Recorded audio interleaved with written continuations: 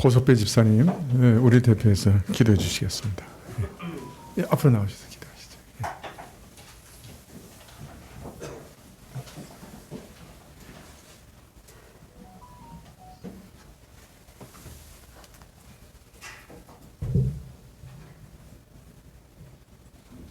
어제 저희가 다시 오후 예배를 시작하게 하시고 주님의 말씀을 다시 배울 수 있게 하심을 감사합니다.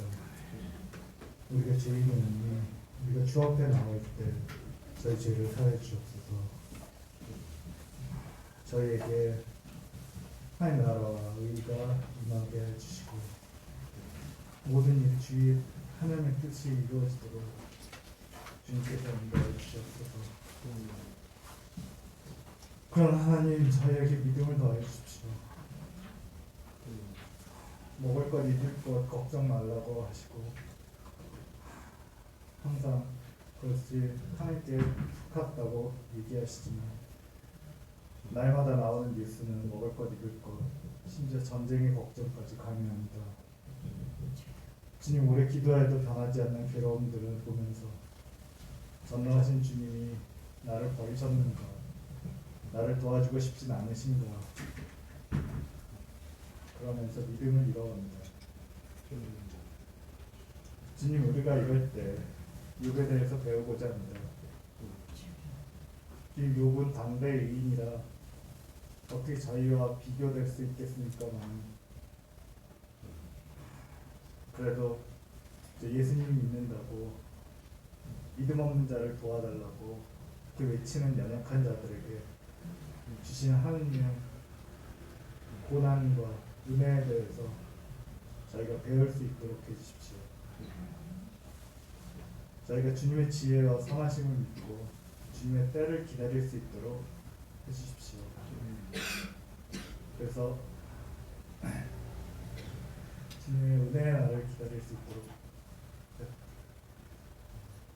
은혜 베풀어 주십시오.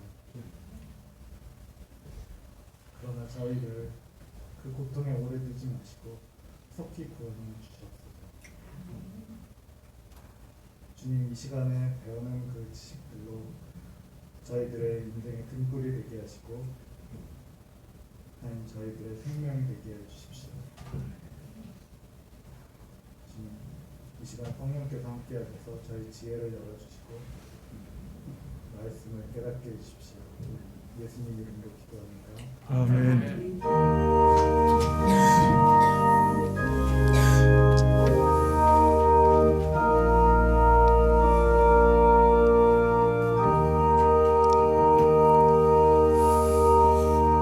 네, 말씀은 욥기 2장 8절부터 13절 말씀입니다. 2장 8절부터 13절, 구약 762쪽인데요. 욥기 2장 8절부터 13절.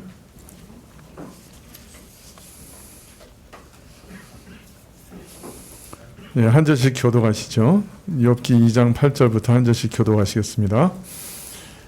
욥이 제 가운데 앉아서 기와 조각을 가져다가 몸을 긁고 있더니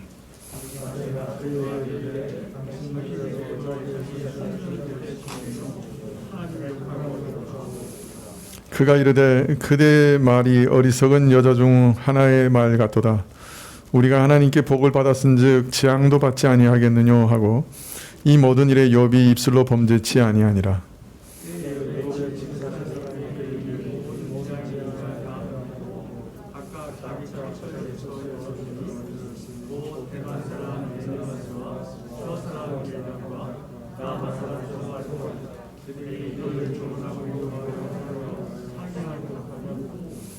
눈을 들어 멀리 보매 그 욥인 줄 알기 어렵게 되었으므로 그들이 일제히 소리질러 울며 각각 자기의 겉옷을 찢고 하늘을 향하여 티끌을 날려 자기 머리에 뿌리고 욥의 공고함이 심함을 보는 거로 그에게 한 말도 하는 자가 없었더라.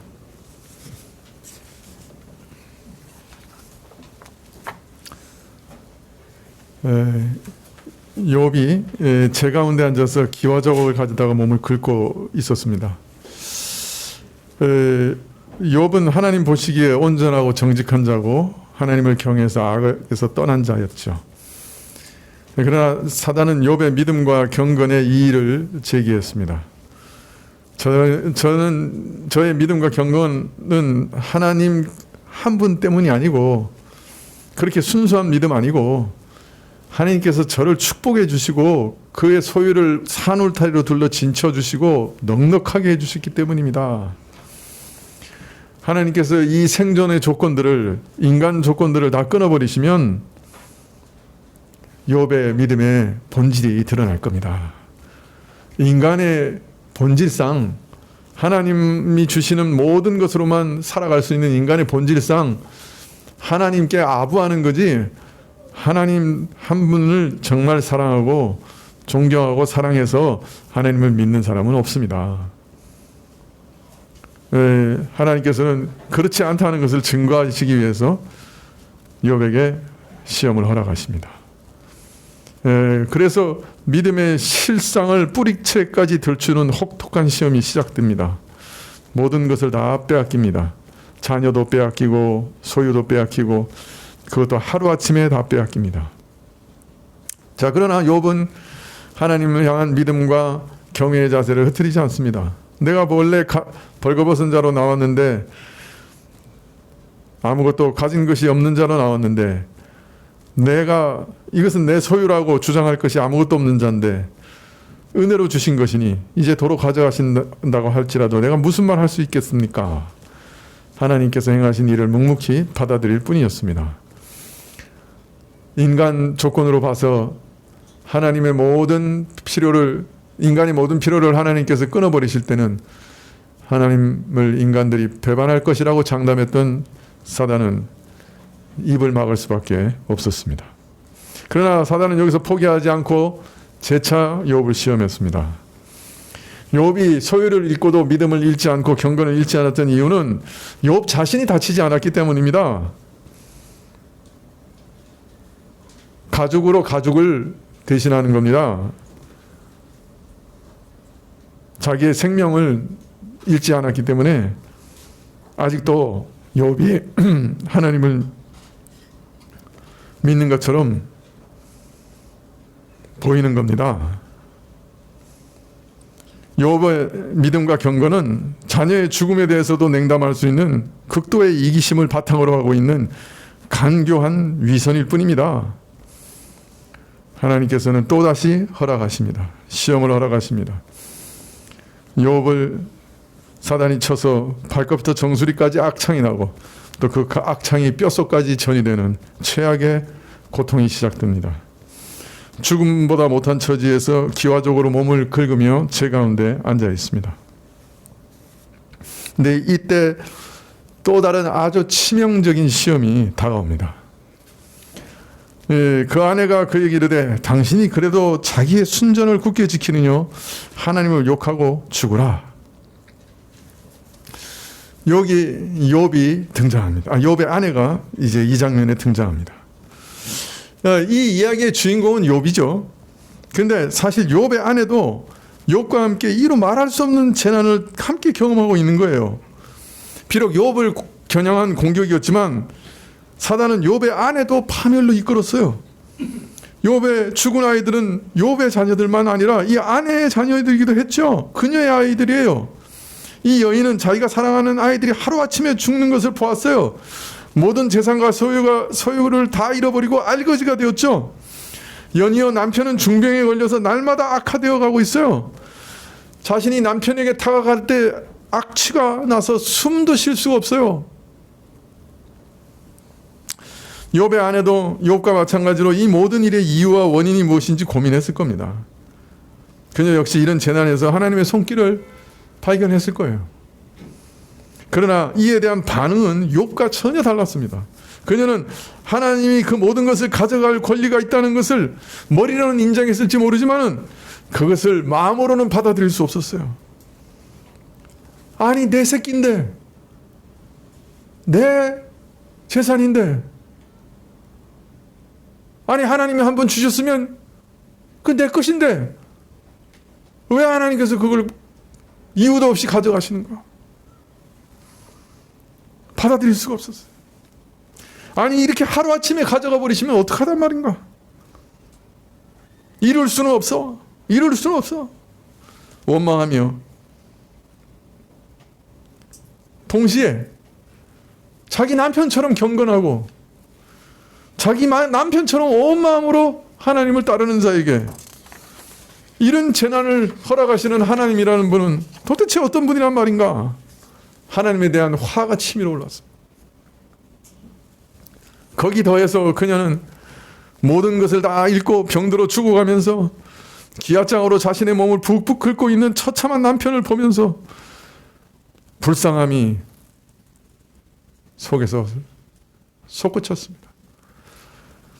하나님에 대한 원망과 분노와 남편에 대한 불쌍함, 이런 것들이 함께 뒤섞여서 그녀의 마음은 갈갈이 찢겨져 나갔습니다. 아, 이 불쌍한 사람아, 이런 지경에서도 어떻게 불평 한마디, 원망 한마디, 항의 한마디가 없는가? 이젠 죽은 사람이나 진배 없는 처지인데 무슨 희망이 남았다고 저러고 앉아 있는가? 아니, 하나님도 이미 자신을 버렸고 냉정하게 돌아섰고 오히려 분노와 재앙을 쏟아붓고 있다 하는 사실을 정녕 저 사람은 모른단 말인가? 깊은 연민과 애정, 분노 가운데서 아내는 어떤 면에서는 간청합니다. 여보, 뭘 더 기대해요? 뭘 기대하고 아직도 경건과 믿음과 신실함을 지키려고 해요? 이제는 그만 포기하고 하나님을 욕하고 죽으세요. 하나님을 자랑스럽게 여기는 그 마음, 하나님께 매달리는 그 믿음, 그게 무슨 소용이 있어요 지금? 하나님은 이미 당신을 버렸어요. 그러니 당신도 하나님을 욕하고 죽어요. 이미 피할 수 없는 판결을 받은 몸 아니에요.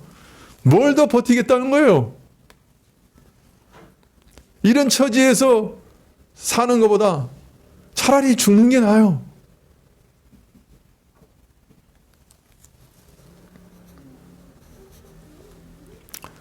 예, 욥의 아내는 지금 끔찍한 고통을 당하는 남편을 보면서 차라리 남편이 죽음이 주는 평안을 선택하기를 바랬습니다. 그래서 무의식적으로 어떤 면에서는 이런 말들을 쏟아내고 있죠. 애끓는 마음에서, 남편을 위하는 마음에서. 여러분, 그런데 여러분 보시죠. 이 말이 사실 누가 먼저 한 얘기죠? 하나님을 욕하고 죽으라, 이 말 누가 했죠 먼저?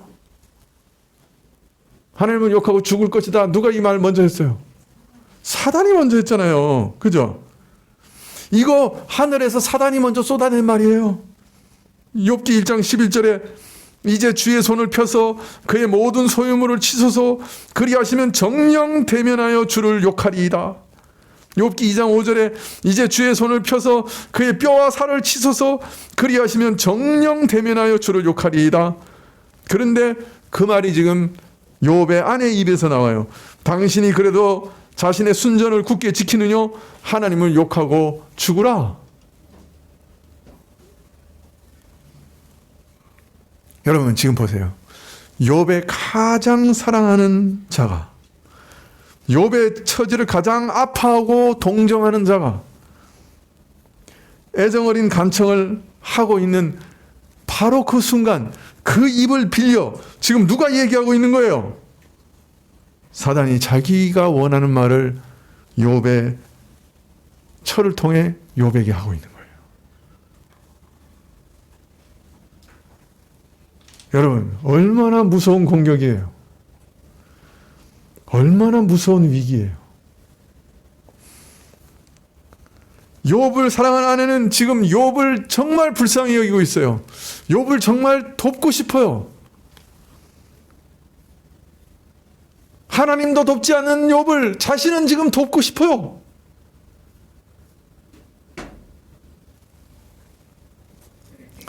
그래서 그녀는 욥을 불쌍히 여겼고 하나님께 대한 욥의 순전함도 잘 알고 하나님도 돕지 않으시고 버리시는 것 같은 욥을 여전히 신뢰하고 옹호하고 있어요. 당신은 순전하지 않습니까? 그런데 이런 당신을 하나님은 냉정하게 버리셨는데 이제 당신도 기대를 접고 하나님으로부터 돌아서세요.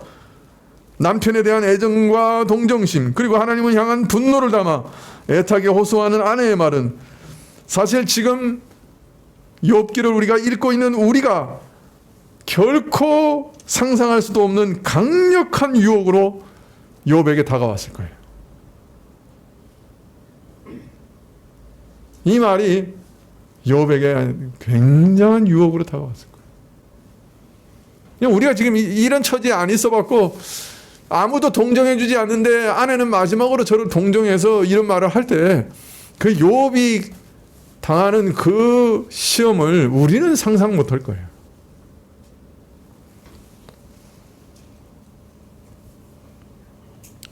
여러분 보세요. 이처럼 욥을 한 칼에 죽일 수 있는 비수를 마귀는 준비하고 있었어요. 그것도 욥을 가장 사랑하는 아내를 통해서, 욥이 가장 아끼는 자의 입을 통해서. 아, 아내가 사단의 대변자라니 얼마나 무섭고 놀라운 일입니까? 그런데 사실 이런 일이 욥에게만 일어나는 것 아니에요. 오늘날도 우리 자신에게도 사실은 아주 자주 있는 일이에요. 아내, 남편, 아들, 딸, 친구, 심지어는 목사, 교우들, 이런 입을 통해서 가장 치명적인 말을 마귀가 할 때가 있어요.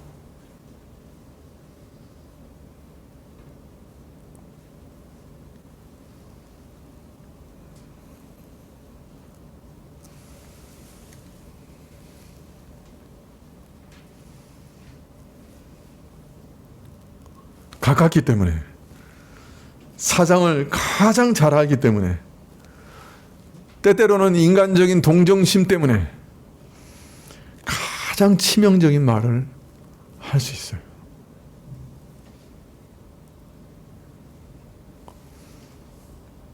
그리고 너무나 잘 알고 너무나 치명적이기 때문에 이 비수가 한번 박히면 거의 죽죠. 그 영혼이 거의 죽죠. 거의 KO가 되죠. 그래서 아내는 남편을 한 칼에 죽일 수 있는 칼을 항상 가지고 있어요. 남편도 아내를 한 칼에 엎어뜨릴 수 있는 비장의 비수들을 늘 갖고 있어요. 그러다가 이렇게 뭐 충동이 사로잡히면 자기도 모르게 야봐! 하면 돼.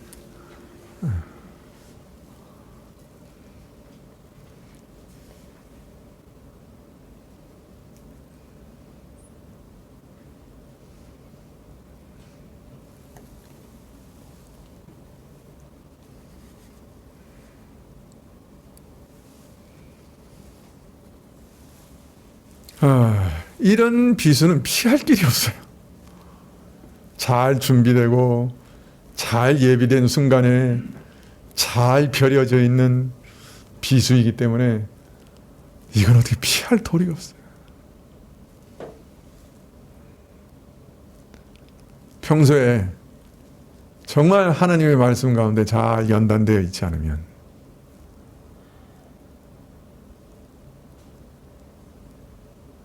우리 자신을 하나님께서 어떻게 생각하고 계시는지를 정말 잘 이해하고 있지 못하면 우리 자신의 인격을 그냥 한순간에 짓밟아버리고 우리 삶의 의욕을 그냥 한순간에 꺾어버리고 우리 삶의 방향을 완전히 잘못 인도하는 이런 비수를 피할 길이 없어요. 여러분, 왜 자꾸 그렇게 성경을 자꾸 잘 읽고 성경 말씀을 잘 이해하고 하나님이 누구신지를 좀 자꾸 이해하고 하나님이 우리 자신을 어떻게 보시는지 좀 자꾸 이해하라고 왜 자꾸 목사가 그렇게 말씀드리냐 하면은 이 날카로운 칼을 피할 수 있는 유일한 길이 하나님 말씀밖에 없기 때문이에요. 우리의 대적은 너무너무 우리를 잘 알아요. 그리고 누가 이 말을 하면 우리가 여지없이 무너질지 잘 알아요. 우리 인생을 완전히 무너뜨릴 수 있어요. 단 한마디에도.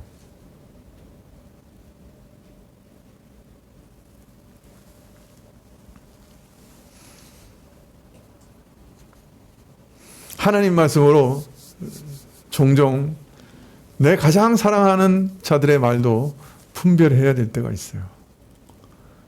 이것이 정말 하나님부터 온 것인가? 아니면 다른 출처에서 온 것인가? 분별할 줄 알아야 돼요. 가장 나를 잘 이해하는 사람, 가장 나를 위하는 사람, 가장 나를 사랑하는 사람의 입을 통해서도 마귀의 무서운 화살이 날아올 수 있어요. 이게 영적 전쟁의 현실이에요.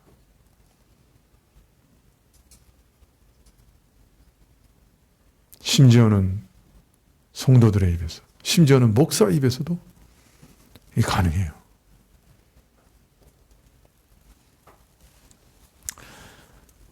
자, 그런데 문제는 욥과 같은 경우는 정말 아무리 살펴도 야, 그 처지가 하나님께 버림받은 같은 처지니까 이 아내의 말을 뭐라고 대답할 수 있겠어요? 욥도 알아요, 지금. 그죠? 자기 처지가 어떤 건지 알아요. 자, 그게 얼마나 무서운 말이에요. 논리적이잖아요. 사실에 입각한 말이잖아. 그러나 그 논리가 틀린 거죠. 로마서 8장에 바울이 가르친 대로 누가 우리를 하나님의 사랑에서 끊으리요? 환난이나 적신이나 기근이나 그 어떤 일이라도, 과거의 어떤 일이나 장래의 어떤 일이라도, 현재의 어떤 일이라도 우리를 하나님의 사랑에서 끊을 수 없다 하는 이 말씀을 바로 알고 확신하고 그것이 마음에 새겨지지 않았다고 하면은 욥의 처지에서 어떻게 하나님의 사랑을 의심하지 않을 수가 있겠어요?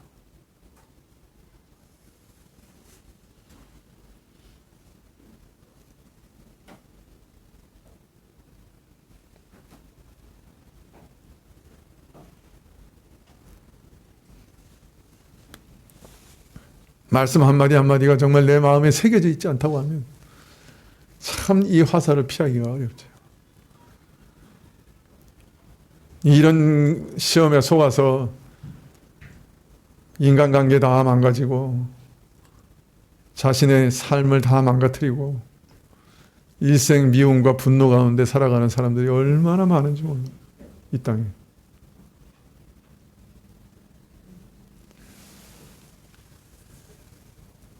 하나님도 미워하고 사람도 미워하고 가장 사랑해야 하는 사람도 증오하면서 살아가는 사람들이 이 땅에 얼마나 많은지 몰라요.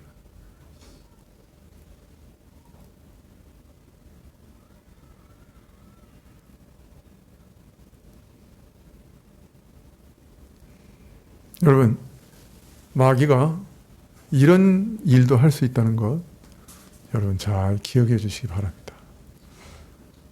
내 가슴을 휘벼 파는 그 말이 너무나 논리적이고 너무 확실한 것 같아도 거짓말일 때가 많은 거예요. 거짓말에 속지 마세요. 욥이 대답합니다. 욥기 2장 10절에 그대의 말이 어리석은 여자 중 하나의 말 같도다. 우리가 하나님께 복을 받았은즉 재앙도 받지 아니하겠느냐. 당신의 말은 어리석은 여자 말 같도다. 우리가 하나님부터 좋은 것, 선한 것 받았다고 한다면 악한 일도 재앙도 괴롭고 고통스러운 일도 받지 아니하겠느냐. 이처럼 욥은 하나님께서 행하시는 일이 그것이 아무리 고통스러운 일이라 할지라도 묵묵히 감수해야 되고 우리는 하나님의 절대적인 주권 앞에 엎드려야 한다고 하나님을 원망하거나 회방하는 죄를 일체 범하지 않고 참 이 마귀의 시험을 잘 이깁니다. 이 참 쉽지 않은 일이죠. 자신의 행복이 타격을 입고 환난을 당하는 많은 사람들이 처음에는 어떻게든 하나님의 섭리를 좀 이해해보고 하나님의 구원도 간구하지만은 사실 고통과 문제들이 해결되기는커녕 사태가 점점 더 어두워지고 자신이 당하는 일은 도무지 이해할 수 없고 기도해도 더 악화되고 이러면 대부분의 사람들은 격분하고 반항하게 되죠. 결국은 하나님과의 관계를 끊든지 하나님을 욕하든지 그렇게 하는데 욥은 그렇지 않았어요. 우리가 하나님께 복을 받았은즉 모진 고난이 연속되는 가운데도 욥은 자신이 과거에 받았던 하나님의 사랑과 복을 기억하고 있어요. 하나님은 참으로 모든 좋은 것의 아버지시요 모든 좋은 선물을 주시는 유일한 분이신 것을, 그 창조주 하나님이신 것을 찬양하며 빛들의 아버지, 이 땅의 모든 좋은 것을 선물로 주시는 하나님을 기억하고 있어요. 그리고 아내에게 말합니다. 여보, 당신의 말을 생각해 봐요. 그 어리석은 말입니다. 우리가 누리지 않았습니까? 하나님의 말할 수 없는 사랑과 큰 선물들을 누려오지 않았습니까? 그러니 이런 하나님께서 모든 것을 가장 잘 아시고 또 우리에게 가장 합당하게 행하실 줄 믿어야 하지 않겠습니까? 혹이 하나님께서 나쁜 것을 주시더라도 여전히 하나님의 섭리 아래 겸손히 엎드려 받아들여야 되지 않겠어요? 아내를 사랑으로 설득하고 있습니다. 오늘 욥처럼 고난의 원인과 이유도 알 수 없고 그 고난의 원인도 알 길이 없을 때, 이런 때에도 하나님을 믿고 찬양한다면 이런 고난이나 고통이 그저 우연히 우리 삶에 찾아온 것이 아니라 신실하고 사랑 많으신 하나님 아버지께서 우리에게 허락하신 일이요 하나님의 통제와 하나님의 다스림에서 벗어난 일이 아니라 하나님의 계획과 선하심 가운데 허락된 것임을 붙들 수 있다면 그 사람은 하나님의 버림을 받은 사람이 아니라 오히려 고난 가운데 하나님이 주시는 최고의 선물을 이미 받은 사람이라고 할 수 있습니다. 왜냐하면 오늘 욥의 고백은 성숙한 믿음에서 나오는 산물이요, 이런 믿음은 사람 스스로 만들어낼 수 없고 오직 하나님이 선물로 주시는 것이기 때문입니다. 그러니 이 사람은 이 고난 가운데서 자신이 하나님의 최고의 선물을 받았다고 하는 것을 증거하고 있는 것이에요. 부르짖어도 오히려 우리의 문제와 고통이 해결되는 것은 고사하고 더 큰 시련과 고난이 닥칠 때 그 누가 낙심하고 좌절하지 않을 수 있겠습니까? 우리의 사정은 정녕 하나님께 숨겨진 것 같고 우리의 기도는 계속 허공만을 맴도는 것 같고 하나님께서는 우리의 기도의 길을 틀어막으신 것 같아서 우리의 기도와 기다림이 아무 소용이 없는 것 같습니다. 그러나 하나님이 침묵하고 외면하시는 상황 속에서도 신비하게도 믿음은 그 능력을 발휘합니다. 믿음이 연걸어갑니다. 우리가 기도하면 하나님이 즉시 응답하시고 부르짖으면 구원의 손길이 명확하게 드러난다면, 이처럼 하나님이 우리와 함께 하시는 증거가 분명하다면 하나님을 못 믿을 사람이 어디 있겠습니까? 그러나 아무리 부르짖어도 하나님은 묵묵부답이며 그의 도우시는 손길이 도무지 나타나지 않고 주님이 우리를 버리시고 외면하는 것 같을 때도 주님의 신실하심을 신뢰하는 것은 참 기이한 믿음입니다. 이적적인 믿음입니다. 그리고 대개 참된 믿음은 이런 오랜 기다림과 탄식의 과정을 거쳐서 그 영롱한 빛을 발하게 되는 법이죠. 그리고 우리를 향한 하나님의 침묵과 외면과 냉담은 이런 믿음의 보석을 만드시기 위한 변장된 임재와 응답일 때가 많습니다. 영혼의 어두운 밤에도 하나님의 신실하심을 여전히 찬양하는 것은 믿음의 최고의 클라이막스입니다. 동시에 연속된 고난 속에서도 빛을 발하는 참 믿음은 어떤 의미에서 계속 말씀드리지만 기이한 이적이요 하나님의 선물이라고 할 수 있습니다. 도저히 믿을 수 없는데 믿는 것, 어디 보아도 믿을 만한 데가 없는데 믿는 그 믿음은 사람 스스로 만들어낸 믿음이 아니죠. 기적이고 하나님께서 주시는 선물이죠. 이런 상황에서도 여전히 믿음을 고백하는 그 믿음은 자신이 하나님의 최고의 선물을 받았다고 하는 것을 증거하고 있는 것입니다.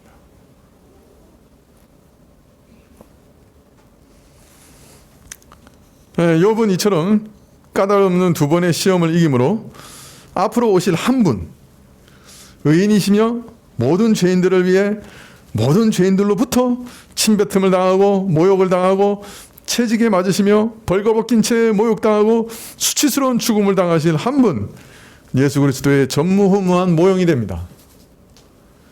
의인이시면서 죄인을 위해 죽으신 예수님의 모형이 됩니다. 죄 없으시지만 홀로 참 의인이시지만 우리 죄인들을 위해 아버지와 나누시던 모든 영광스러운 교제를 뒤로하시고 십자가에서 철저히 홀로 고난당하신 그리스도의 그림자가 됩니다. 그리고 이후 모든 죄 없이 고난당하고 순교한 순교자들의 모형이 됩니다. 그리고 또 값없이 의롭다 하심을 입은 신자로서 이 땅에 살면서 까닭 없이 고난당하는 모든 사람들의 모형이 됩니다.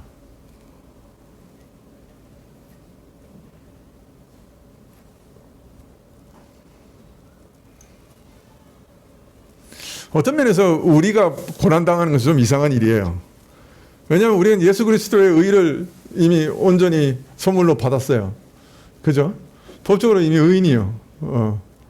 그런데 우리가 고난을 당한다고 하는 것은 또 어떤 면에서는 참 이상한 일이에요. 그런데 또 고난을 당해. 우리 고난이 전부 욥을 닮은 건 아니지만은, 그러나 사실 이미 의롭다 하심을 받는 자들이 고난을 받는다 하는 것은 욥과 매우 깊은 연관이 있다 할 수 있는 것이죠. 예, 나중에 기회가 있으면 좀 더 설명을 드리겠습니다만. 예. 자, 그런데 참 오늘 봤죠? 정말 어떤 면에서는 욥의 아내가 날린 이 일격은 사단이 준비한 최후의 일격, 최고로 무섭고 강렬한 일격으로 보여요. 그죠? 그건 사실이에요. 그런데 사단이 또 이걸로 그치지 않아요. 이걸로 포기하지 않아요. 놀랍죠? 이 신실한 욥에 대한 시험은 이것으로 끝난 게 아니에요. 이제 시작이에요. 지금까지는 예고편이었어요. 이게 문제예요. 이거 소문이 아직 안 끝났잖아, 욥에.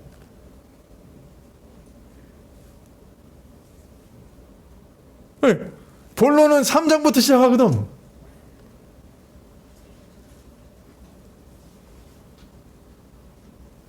야, 더 길고, 더 복잡하고, 더 무섭고, 더 끈질기고, 더 지적이고, 더 신학적인 시험이 남아 있었어요.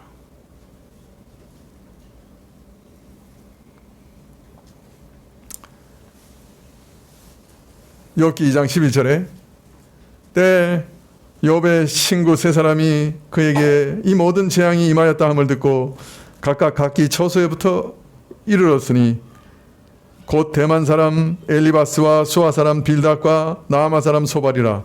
그들이 욥을 조문하고 위로하려 하여 상약하고 오더니. 욥이 재앙을 당했다는 소문이 세 친구에게 이르렀어요.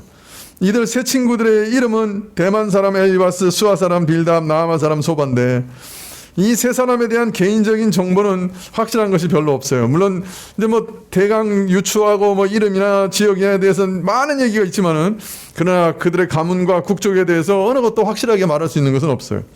그러나 한 가지 확실한 것은 이들이 당대 최고의 현자들이고 탁월한 지혜와 지식, 언변을 소유한 사람들이었다 하는 것입니다. 이러한 사실은 이후 욥과의 대화에서도 아주 뚜렷이 드러나는 당대 지혜자들, 다른 사람을 가르칠 수 있는 선생들이 바로 이 사람들이었어요. 욥의 소식이 세 친구들에게 이르자 이 세 친구들은 아마도 서로 연락을 취하고 욥을 만날 날을 정하고 합의해서 찾아왔던 것 같습니다. 그래서 이들은 서로 다른 지방에 살고 있었지만은 함께 욥을 찾아올 수 있었던 것이에요. 그것도 한날에. 자, 이들이 소문을 듣고 서로 연락을 취하고 약속을 정해 욥을 찾아올 때까지 여러 달이 걸린 것 같아요. 이 기간 내내 욥은 질그릇 조각을 친구로 삼아 잿더미에 앉아 있었습니다. 나중에 욥기 7장 3절에 보면 내가 여러 달째 고통을 받으니 라고 말하고 있는 걸 보아서 욥이 두 번째 고난을 받은 후에 친구들이 서로 연락해서 욥과 만날 때까지 상당한 시간이 걸렸다 하는 것을 우리가 알 수 있습니다. 아마 몇 달 이상의 시간이 걸린 것 같아요. 이들이 욥을 찾은 이유는 저를 문병하고 위로하기 위해서였습니다. 마침내 욥은 자신을 동정하는 진정한 친구들을 만나게 된 거죠. 자신의 친척들도 자기를 외면하는 지경에 새 친구들은 멀리서 수고를 마다하지 않고 이렇게 찾아와 주었기 때문이죠. 위로하기 위해서, 함께 고통을 나누기 위해서 친구들이 찾아왔던 것이죠. 12절에 눈을 들어 멀리 보매 그 욥인지 알기 어렵게 되었으므로 그들이 일제히 소리질러 울며 각각 자기의 겉옷을 찢고 하늘을 향하여 티끌을 날려 자기 머리에 뿌리고 7일 7야를 그와 함께 땅에 앉았으니 쓰나 욥의 공고함이 심함을 보는 거로 그에게 한 말도 하는 자가 없었더라. 이들이 처음 욥을 보게 되었을 때 멀리서 볼 때는 욥인지도 알아보지도 못했어요. 욥의 처참한 모습에 그가 욥인지 몰랐어요. 너무 참담하고 참혹하게 변했기 때문에. 이 세 친구는 욥의 처참한 형편을 슬퍼하며 통곡하며 옷을 찢고 티끌을 머리 위로 날렸습니다. 그리고 7일 낮 7일 밤 7주야를 욥과 함께 땅에 앉아 지켜보았습니다. 욥이 당하는 고통이 너무 극심함으로 한마디 말도 못하고 앉아 있었습니다. 참 어떤 면에서 이것은 참 아름다운 행위였죠. 저들의 동정심을 표현하는 진실한 방법이었죠. 사실 사람의 고난이 너무 심하면 고난을 말하는 것도 힘들고 또 그것에 대해서 어떻게 말하는 것도 참 힘들어요. 참 지금까지 이렇게 진실되게 욥을 대했던 사람들이 없었죠. 욥의 친구들은 정말 훌륭한 인격자였습니다. 자, 그런데 불행하게도 가장 강렬한 시험이 가장 가까운 욥의 아내로부터 왔다면 가장 길고 끈질기고 지독한 시험은 이 가까운 세 사람으로부터 옵니다. 욥을 존경하고 사랑하고 위로하려는 이 세 사람으로부터 욥은 가장 치열한 시험을 받게 되죠. 이후 전개는 다음 시간부터 말씀을 드리도록 하겠습니다. 기도하시죠.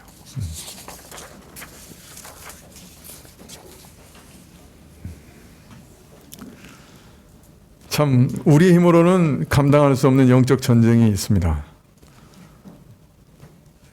저희로서는 어떻게 피할 길도 없고 막을 길도 없습니다. 하나님께서 이러한 영적 전쟁에서 저희를 보호해 주십시오. 그리고 말씀으로 승리할 수 있도록 도와주십시오. 믿음의 방패를 우리에게 주십시오. 주님, 참으로 지식의 모든 은혜가 저희에게 주어져서 하나님, 그것이 정말 우리의 방패가 되고 우리의 무기가 되게 하여 주십시오. 영적 전쟁에서 승리할 수 있도록 허락해 주십시오. 예수님의 이름으로 기도합나이다. 아멘. 예. 주님 가르치신 기도로 예배를 마치겠습니다. 하늘에 계신 우리 아버지시여, 이름이 거룩히 여김을 받으시오며 나라 임하옵시며 뜻이 하늘에서 이룬 것 같이 땅에서도 이루어지이다. 오늘날 우리에게 이러한 양식을 주옵시고 우리가 우리에게 죄 지은 자를 사하여 준 것 같이 우리 죄를 사하여 주옵시고 우리를 시험에 들게 하지 마옵시고 다만 악에서 구하옵소서. 대개 나라와 권세와 영광이 아버지께 영원히 쌓옵나이다. 아멘.